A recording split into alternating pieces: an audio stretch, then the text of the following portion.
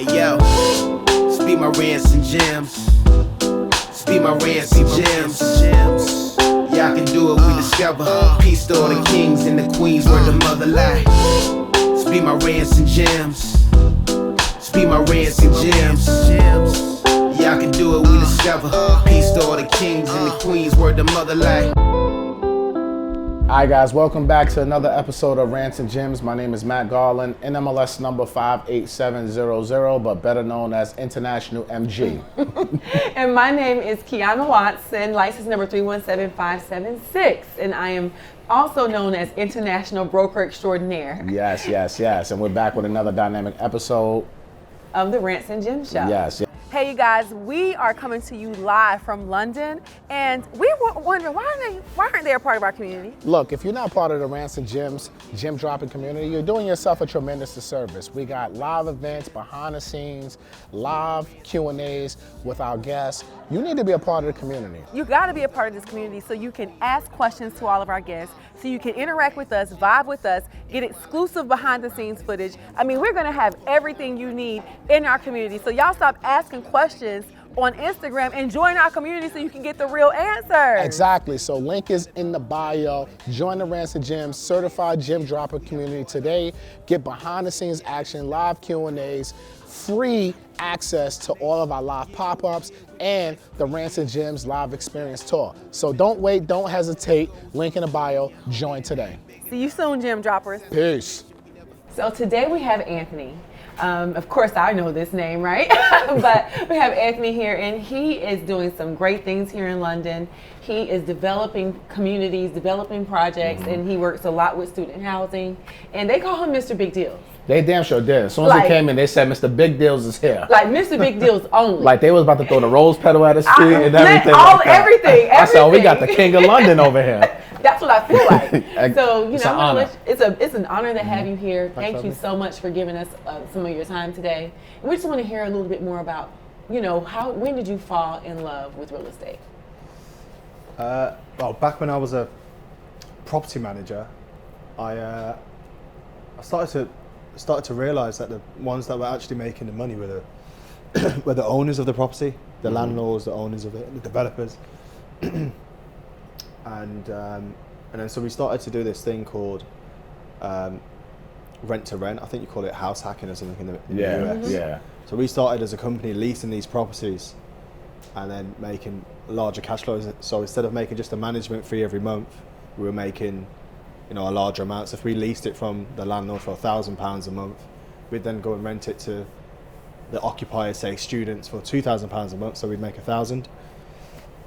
Obviously, there's voids and maintenance and things that you need to take into account, but that's much better than having a, you know, £200 management fee. Yeah. So we started to ramp up that way. So it's the cash flow. When I understood the cash flow, that's when we started to take it a lot more seriously. And that's when you fell in love. Like, damn, let me stop managing properties and let me go own my own damn properties. Make some real money. Yeah. I like that. So, but your property management experience, how did that help you now transition? Like, and help you run all your properties today? That experience was good. So managing, I didn't come from a property management background when I started it. I started a business finding tenants for landlords, student tenants for landlords, and then I got into management that way from my own business. And so you make a bit of mistakes, unfortunately, on other people's properties. So by the time it came to my own properties, I was good. So it's through the experiences. Through the experiences, you get to that position where you know what the market wants. You know how to look after the properties. You know how to deal with the maintenance. You know how to deal with the residents, and you kind of just put systems in place and people in place to run that. So now with you, you know, you're more of a buy and hold investor. Yeah. Right. So you want long term cash flow. You're not looking for a quick fix and flip.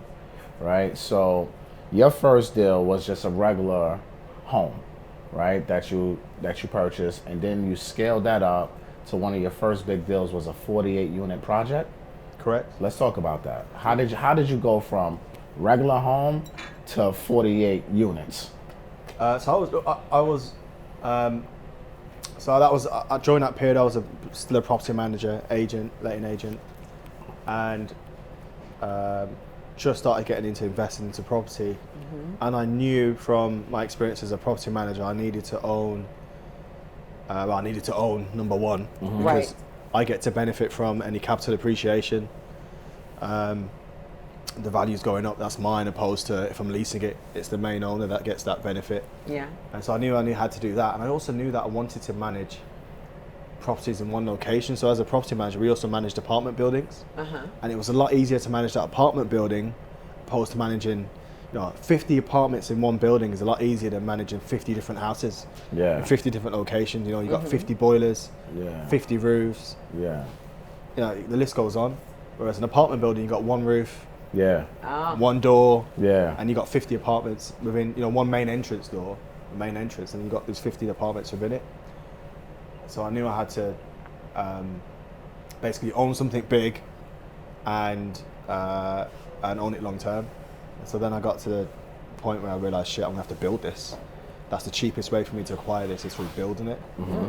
And so it was more of I worked out over time that this is what I need to do: build it, own it, and then rent it out and have bigger cash flow from one asset. Now, Anthony, you're making it sound too easy. If you make you're it making sound it sound easy? way too easy. You know what? I just decided to build a 48 unit, and let's talk about it a little bit more. Someone that people have a hard enough time wrapping their minds around just building one property, let alone a apartment community or a flat community. What do you guys call it here?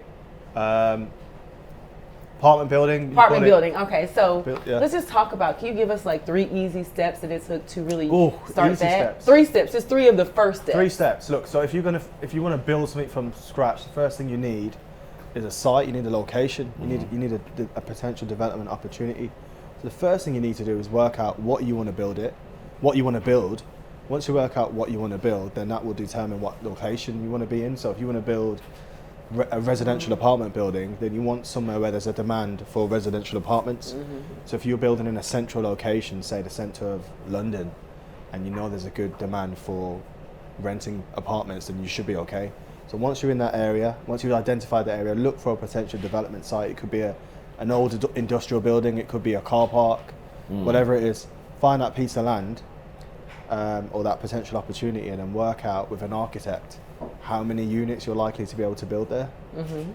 Once you've done that, then you need to work out the value of what that could be worth later on. So that's done through looking at comparable sales, see what apartments sell for, rent for, and then using that to work out what the end value of that project would be once it's built out. And then you work backwards and work out what the development cost would be minus your development profit. That then dictates what you pay for the land, and then put the offer in. And then put your offer in. Put the offer in, and then follow up. Keep following up until the deal's done. And then construction is a whole other process. Yes. I mean, there's a lot of parts to it, and I don't. Just one step at a time. Correct. Don't worry about the other stuff. Yeah. The first thing you need to do is find a site. Find a site, yeah. And then once you found a site, then find an architect. People overcomplicate things, and that's, I guess, one of my strengths is I don't overcomplicate. It's sequential. What this bit, then that bit. I don't worry about who my contractor's going to be. I don't even have a site. If I don't have a site, Yeah. But people worry about who their contractor's going to be before they even have a development site. Yeah. I agree with that. So yeah.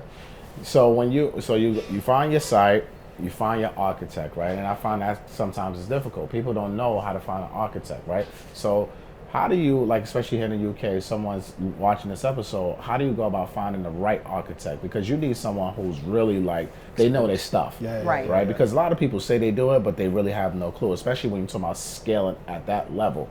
How do you find the right architect that works with this size of development?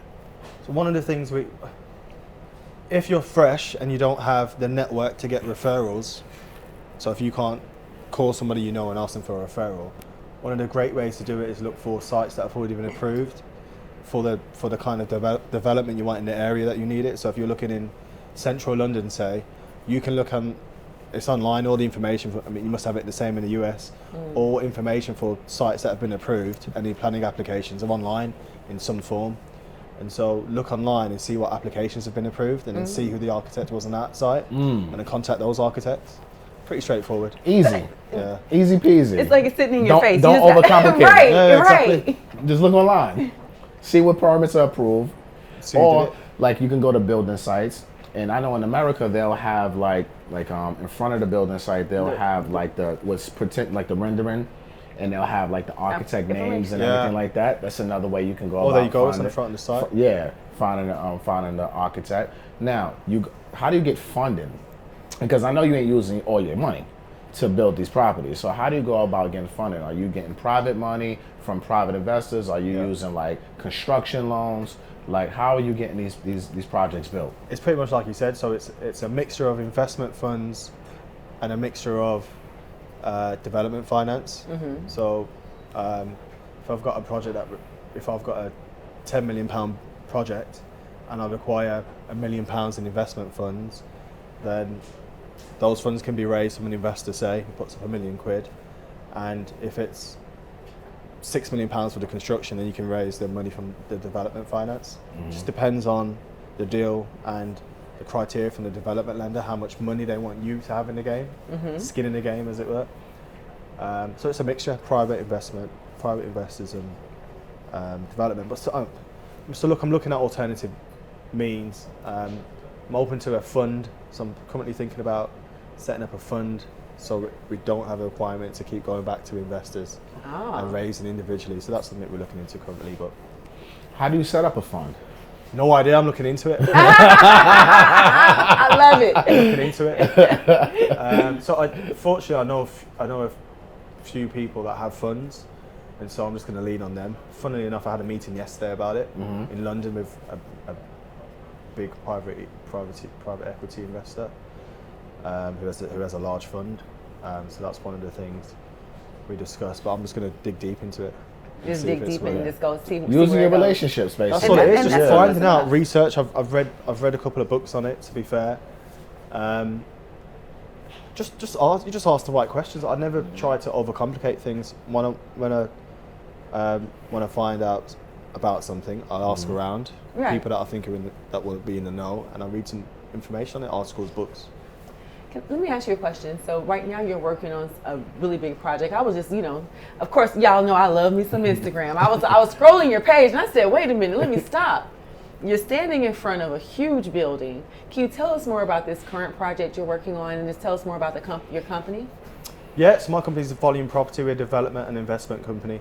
So we find sites from that don't have planning. We take it from planning right through to build it out and then rent them out.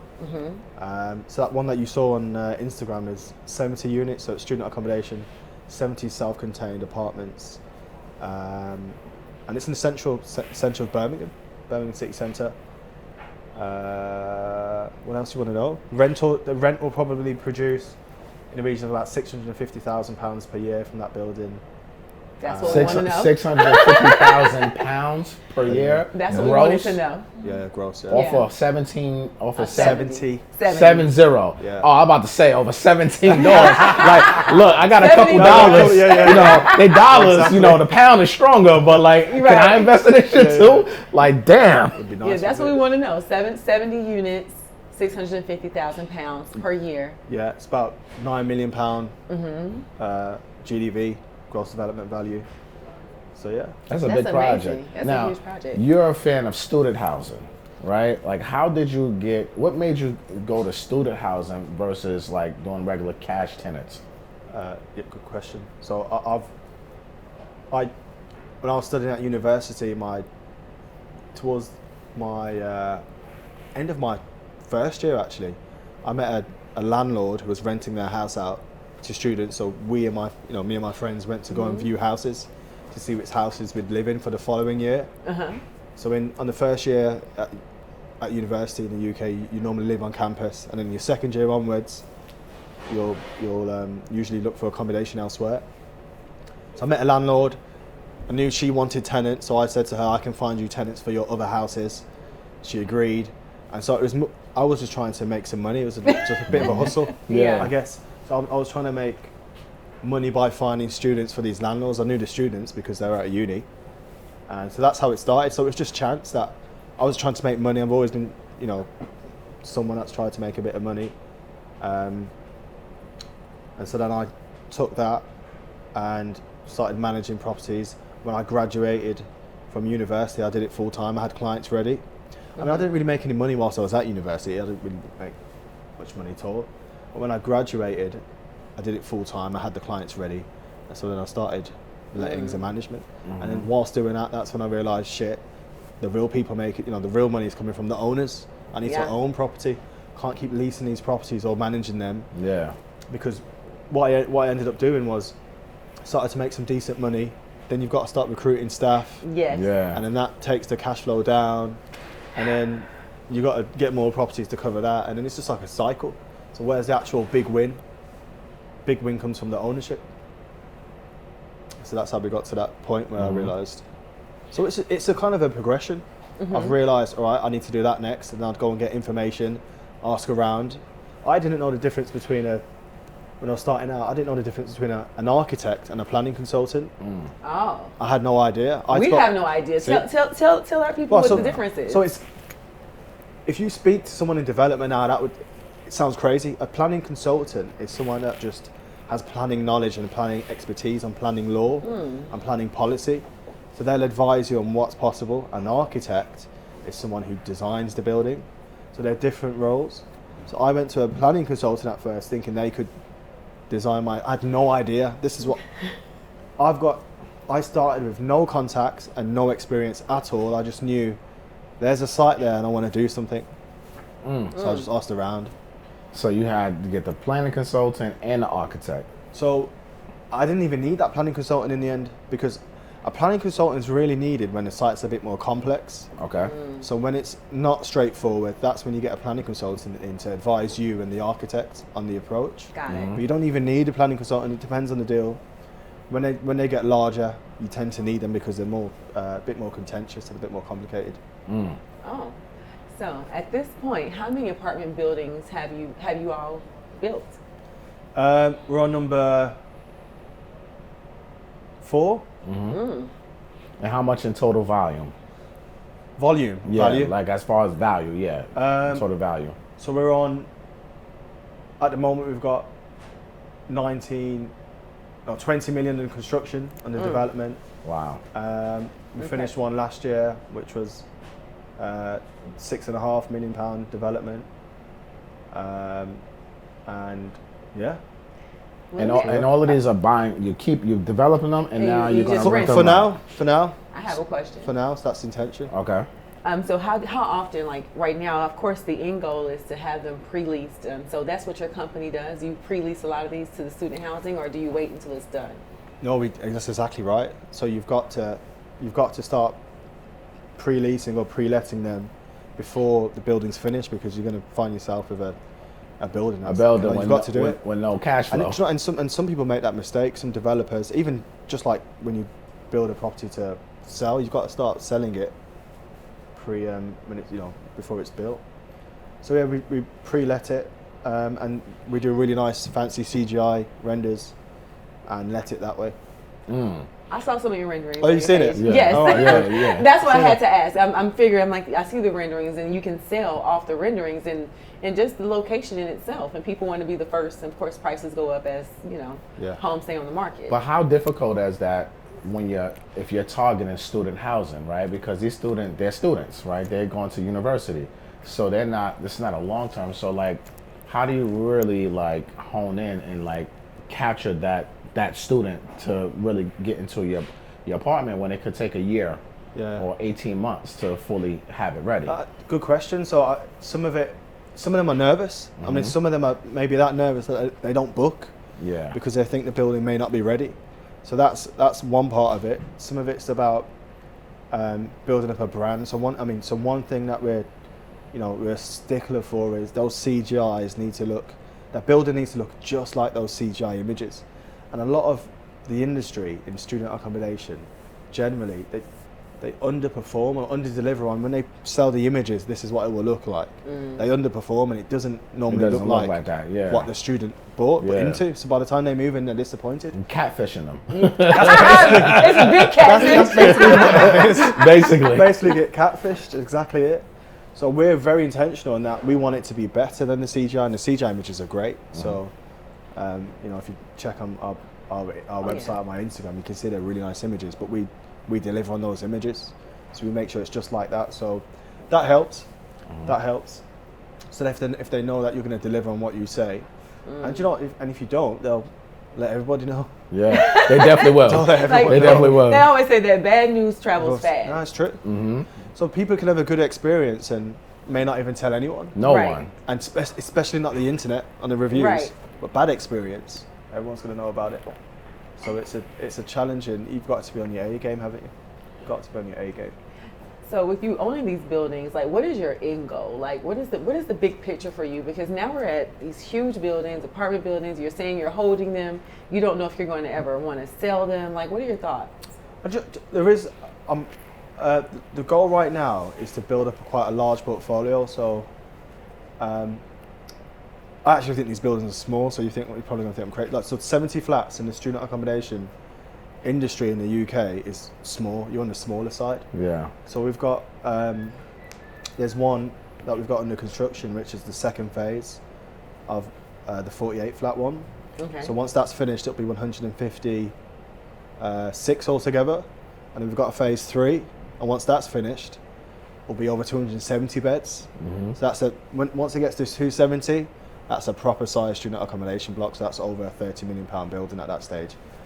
I think it's probably closer to 35 with the amount of studios we have in there. So we're looking to do more deals like that, build up a larger portfolio, and then we'll make a decision at that point as to whether we continue with it or we sell. But the portfolio's got to get bigger, because as it gets bigger, that cap rate, you can drop it because there's a premium when you're selling a portfolio. Yeah. Yeah. If you're selling an individual property, that might be whatever it is, 6%, Yeah. Oh, yeah. 6.5%. But if you've got a huge portfolio of a few thousand beds, Of course. you could get 4.5%, 5%, and that, as you know, that 1% on the cap rate is absolutely massive, especially when you're dealing with deals this size. Absolutely. Oh, yeah. It's Absolutely. Makes or breaks humongous, you. millions and millions. Yeah, it You could know. make or break you. Oh, massively. So look, £1 million. If you're getting £1 million net, and these buildings are valued on net rent, they're not valued on an individual flat or whatever it is. It's valued on how much rent do you get in for the building, what does it cost to operate that building, and what rent are you left with. That's what you use then to put your cap rate against. So if you've got £1 million net rent and your cap rate 6%, that building's worth 16.7 million. Yeah. If you've got a cap rate of 5%, that building's worth 20 million. So that value, by just changing the It valuation, just switches up. Switches right there. over £3 million. So it's It's a no-brainer. exactly. Yeah. So intention is really, if you're in my sector, a lot of the transactions are where developers or owners will build up a portfolio and then sell it to like a Blackstone or Oh, some yeah, other of big. course. I mean, you know, Blackstone. Yeah. Of course we 100%. do. So you'd sell it to a big institution that are looking to buy. So that's that your kind of thing. that may be the bigger play for you. It's got to be. Yeah, yeah. Listen, gotta got be. to be. We're here for it. 100%. It's got to be. There's no other way. There's no other way. There's no other reason to be doing this. Go bigger, go bigger is what they Yeah. say, right? Yeah. Why not? Yeah. Let me ask you this though, right? COVID, supply issues, raising construction costs for just the supplies, the lumber, the steel. Yeah. How are you guys managing that, and how are you saving money? Because I know you're saving money. You dress in shop over here, brother. So I know you saving clean. some money. Agreed. You clean as hell.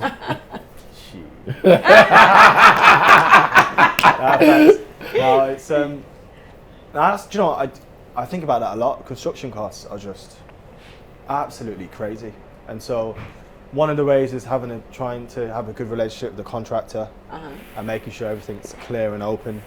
Ideally, if you can have an open book relationship with the contractor so you can see what's actually being paid, that's ideal. Making sure you've got enough margin. If you've paid the right price to begin with for the land and you haven't overpaid, and ideally there's some margin there just in case, well, they're likely to go up, especially in this, I mean, it's happening worldwide, isn't it? Construction costs are going crazy. So as the costs increase and your margin gets squeezed, if you've paid the right price for the land, then there should be a little juice there to try and shelter against the cost overruns. But we're very conscious of that, and it's a big topic. It's huge. It's a huge topic. No, it's definitely Have you huge. experienced any delays on any of your projects because of the supply? I'm seeing that a lot in America. Oh, it's interesting you say that because we had issues on that 70 apartment scheme. Mm-hmm. So that was meant to be finished in August last year, but the contractor got into issues.